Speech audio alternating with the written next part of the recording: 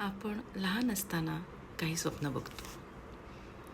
फार समजतं अशातला भाग नाही किंवा फार समज असते अशातला भाग नाही. पण जसे जसे मोठे होतो तसे तसे आयुष्याच्या गर्दीत ही स्वप्न मागं पडतात, हरवून जातात. Life happens. But life has its own plans for us.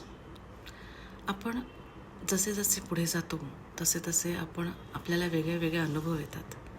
काही चांगले, काही वाईट, काही सोयीचे, काही अवघड, काही मनासारखे, काही मनाविरुद्ध. आणि जसे अनुभव तसे निर्णय.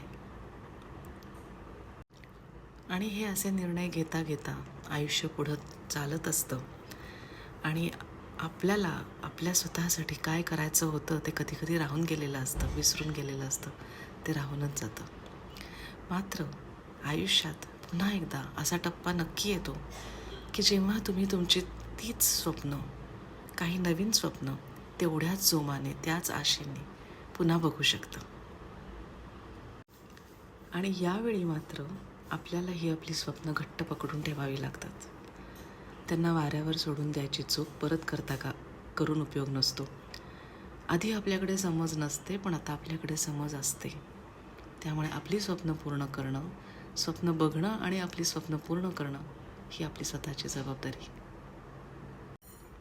आपली स्वप्न पूर्ण करायची जबाबदारी दुसऱ्या कोणीतरी आपल्यासाठी करावी असा विचार, असा समज, अशी इच्छा, हे सगळं चुकीचं आहे. जेवढ्या लवकर आपल्याला हे समजतं आणि पटतं तेवढ्या लवकर आपण आपल्या स्वप्नांचा हात धरू शकतो. सर्वांनी स्वप्न बघावीत आणि ती पूर्णही करावीत. आयुष्य एकदाच घडतं आणि ते असं वाया घालवून अजिबात चालणार नाही.